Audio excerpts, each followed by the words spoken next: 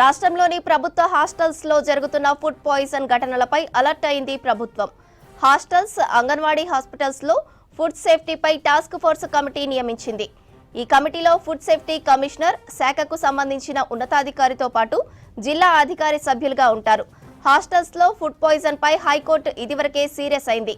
పిల్లలు చనిపోతే గానీ స్పందించరా అంటూ ఆగ్రహం వ్యక్తం చేసింది. హైకోర్టు కామెంట్స్ పై సీఎం రేవంత్ రెడ్డి కూడా గురుకులాలను తనిఖీలు చేయాలని అధికారులను ఆదేశించారు. ఘటనలకు బాధ్యులైన వారిపై చర్యలు తీసుకోవాలన్నారు. రాష్ట్రంలోని ప్రభుత్వ హాస్టల్స్ లో జరుగుతున్న ఫుడ్ పాయిజన్ ఘటనలపై అలర్ట్ అయింది ప్రభుత్వం. హాస్టల్స్, అంగన్వాడీ హాస్పిటళ్లలో ఫుడ్ సేఫ్టీపై టాస్క్ ఫోర్స్ కమిటీ నియమించింది. ఈ కమిటీలో ఫుడ్ సేఫ్టీ కమిషనర్, శాఖకు సంబంధించిన ఉన్నతాధికారితో పాటు జిల్లా అధికారి సభ్యులుగా ఉంటారు. హాస్టల్స్ లో ఫుడ్ పాయిజన్ పై హైకోర్టు ఇదివరకే సీరియస్ అయింది. పిల్లలు చనిపోతే గానీ స్పందించరా అంటూ ఆగ్రహం వ్యక్తం చేసింది. హైకోర్టు కామెంట్స్ పై సీఎం రేవంత్ రెడ్డి కూడా గురుకులాలను తనిఖీలు చేయాలని అధికారులను ఆదేశించారు. ఘటనలకు బాధ్యులైన వారిపై చర్యలు తీసుకోవాలన్నారు. ఇక ఇదే అంశంపై మరింత సమాచారం యాదగిరి అందిస్తారు. Yadagiri, over to you. Sravanthi, ఈ గత కొన్ని రోజుల నుంచి కూడా మనకు వరుసగా ఈ హాస్టళ్లలో ఫుడ్ పాయిజన్ అనేది కలకలం రేపుతా ఉన్నది. చాలామంది విద్యార్థులు కూడా ఇబ్బంది పడుతున్న సిచ్యువేషన్ కూడా చూస్తున్నాం. అయితే దీని మీదనే చివరికి హైకోర్టు కూడా సీరియస్ అయింది. అంటే విద్యార్థులు చనిపోతే తప్ప స్పందించరా అని చెప్పేసి ప్రభుత్వం మీద కూడా సీరియస్ అయినటువంటి సిచ్యువేషన్ కూడా మనం చూసాం. అయితే దీన్ని దృష్టిలో పెట్టుకొని ఇప్పటికే అంటే మొదట్లో ఎప్పుడైతే ఈ హాస్టల్లో ఫుడ్ పాయిజన్ అయిందో అయినప్పుడే సీఎం రేవంత్ రెడ్డి దీని మీద అలర్ట్ అయ్యి అక్కడ జిల్లా స్థాయిలో, రాష్ట్ర స్థాయిలో అధికారులందరినీ కూడా అలర్ట్ చేశారు. తర్వాత జిల్లా స్థాయిలో కలెక్టర్లు ఎప్పటికప్పుడు ఈ ఫుడ్కు సంబంధించిన దాంట్లో డైరెక్ట్గా హాస్టల్స్కి వెళ్ళి అక్కడ ఎట్లా ఉంది ఏంటి అనేది చూడాల్సిన అవసరం ఉంటుంది. ఎప్పటికప్పుడు రిపోర్ట్ ఇవ్వాలని చెప్పేసి సీఎం రేవంత్ రెడ్డి కూడా గతంలో దీని మీద చాలాసార్లు కూడా చెప్పారు.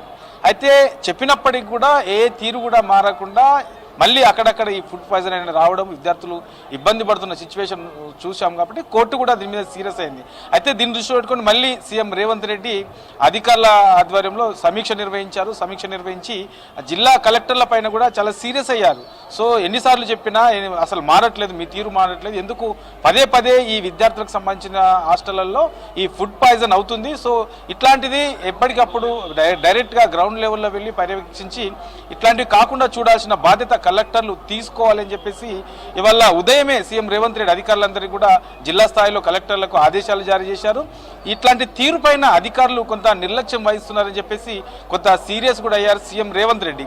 ఇక గవర్నమెంట్ సంబంధించి కూడా ఆ శాఖకు సంబంధించినటువంటి విద్యాశాఖకు సంబంధించినటువంటి అధికారులందరూ కూడా ఎక్కడెక్కడ ఈ ఫుడ్ పాయిజన్ జరిగినా ఆ ఏరియాలోకి వెళ్ళి అక్కడ ఎందుకు అవుతుంది, ఏం జరిగింది అనే దాని మీద కూడా పర్యవేక్షించారు. తర్వాత ఇక దీన్ని ఆల్రెడీ ఇప్పటికే ప్రకటించారు. నిన్ననే దీని మీద జిల్లా స్థాయిలో, రాష్ట్ర స్థాయిలో ప్రత్యేకంగా టాస్క్ ఫోర్స్ కమిటీని నియమిస్తామని చెప్పేసి ప్రభుత్వం ప్రకటించి అందులో భాగంగానే కొద్దిసేపటి క్రితమే రాష్ట్ర స్థాయిలో ఒకటి, తర్వాత ఆ ఇన్స్టిట్యూషన్ వైజ్గా జిల్లా స్థాయిలో ఏ అయితే ఇన్స్టిట్యూషన్స్ ఉంటాయో ఆ ఇన్స్టిట్యూషన్ వైజ్గా ఒక టాస్క్ ఫోర్స్ కమిటీని ప్రభుత్వం నియమిస్తూ కొద్దిసేపటి క్రితమే దీనికి సంబంధించి ఉత్తర్వులు కూడా జారీ చేశారు. ఇక రాష్ట్ర స్థాయి కమిటీలో ఈ ఏదైతే ఈ ఫుడ్కు సంబంధించి ఫుడ్ సేఫ్టీ, తర్వాత అక్కడ ఉండేటువంటి పరిశుభ్రత ఎట్లా ఉంటుంది, తర్వాత ఈ హాస్టళ్లలో ప్రధానంగా ఈ ఫుడ్కు సంబంధించి ఈ వంటకాల టైంలో, వంటలు చేసే టైంలో ఎలాంటి నిబంధనలు పాటిస్తున్నారు, వాస్తవానికి ఏ నిబంధనలు పాటించాలి, ఆ వంటగదికి సంబంధించి పరిశుభ్రత ఎట్లా ఉంటుంది, ఇట్లా ఓవరాల్గా దీనికి సంబంధించి అంతా కూడా పూర్తి స్థాయిలో ఈ కమిటీ అనేది పర్యవేక్షిస్తుంది.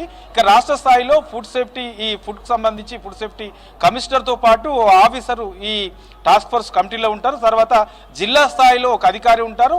ఈ రెసిడెన్షియల్కి సంబంధించి ఈ ఎస్సీ, ఎస్టీ, మైనార్టీ, బీసీ ఈ గురుకులాల వారీగా ఏ ఇన్స్టిట్యూషన్ ఏంటి అనేది ఆ గురుకులాలకు సంబంధించినటువంటి ఒక సెక్రటరీ స్థాయి అధికారి ఈ రాష్ట్ర స్థాయి టాస్క్ ఫోర్స్ కమిటీలో ఉంటారు. వీళ్ళు రాష్ట్ర లెవెల్లో ఎక్కడెక్కడ ఏం జరుగుతున్నది పూర్తి స్థాయిలో ఈ కమిటీ పర్యవేక్షిస్తుంది. ఇక జిల్లా స్థాయిలో కూడా ప్రత్యేకంగా ఒక కమిటీని వేశారు. ఆ ఇన్స్టిట్యూషన్ బట్టి ఆ ఇన్స్టిట్యూషన్లో అక్కడ ఉండే ప్రిన్సిపాల్, తర్వాత వార్డెను, తర్వాత అక్కడ ఆ కాలేజీకి సంబంధించి లేదంటే స్కూల్కి సంబంధించినటువంటి ఓ అధికారి. సో వీళ్ళు ముగ్గురు ఉంటారు. తర్వాత జిల్లా స్థాయి ఒక అధికారిని కూడా ఆ కమిటీలో ఉంటారు. ఒక పక్క జిల్లా స్థాయిలో టాస్క్ ఫోర్స్ కమిటీ, మరో పక్క రాష్ట్ర స్థాయిలో టాస్క్ ఫోర్స్ కమిటీ, ఇట్లా రెండు కమిటీలను నియమించింది. రెండు కమిటీలు కూడా ఎప్పటికప్పుడు హాస్టళ్లలో, తర్వాత అంగన్వాడీలలో, తర్వాత మధ్యాహ్నము స్కూళ్ళల్లో కూడా మధ్యాహ్న భోజనం ఏదైతే ఇస్తున్నారో దానికి సంబంధించి కూడా ఈ ఫుడ్ క్వాలిటీ ఎట్లా ఉంటుంది, సో ఈ ఫుడ్కు సంబంధించి ఈ రైస్ ఎక్కడి నుంచి తీసుకొస్తున్నారు, తర్వాత కూరగాయలు ఎక్కడి నుంచి తీసుకొస్తున్నారు, వాటిల్లో ఎంతవరకు ఈ నాణ్యత ప్రమాణాలు పాటిస్తున్నారు, మరి అన్నం వండే టైంలో కూడా దానికి సంబంధించినటువంటి జాగ్రత్తలు ఎట్లా తీసుకుంటున్నారు. సో ఇట్లా ఓవరాల్గా విద్యార్థులకు హాస్టల్లో ఏమేమైతే ఇస్తారో దానికి సంబంధించి పూర్తి స్థాయిలో వీళ్ళందరూ కూడా పర్యవేక్షిస్తారు. ఎక్కడన్నా లోపాలు కనుక ఉంటే అక్కడికి ఎంబడే ఈ కమిటీ వెళ్ళి ఆ కమిటీకి సంబంధించి పూర్తిగా అక్కడ పర్యవేక్షించి అక్కడ ఏం జరుగుతుంది, ఎక్కడ లోపాలు ఉన్నాయి, లోపాల గల కారణాలు అంటే ఇట్లా పూర్తి స్థాయిలో జిల్లా స్థాయి టాస్క్ ఫోర్స్ కమిటీ రాష్ట్ర స్థాయి టాస్క్ ఫోర్స్ కమిటీకి ఇస్తుంది, అక్కడి నుంచి ఆ టాస్క్ ఫోర్స్ కమిటీ ప్రభుత్వానికి ఇస్తుంది. ఇట్లా ఈ రెండు విధాలుగా ఈ రెండు కమిటీలు ఇచ్చినటువంటి రిపోర్ట్ను ప్రభుత్వం తీసుకున్న తర్వాత అక్కడ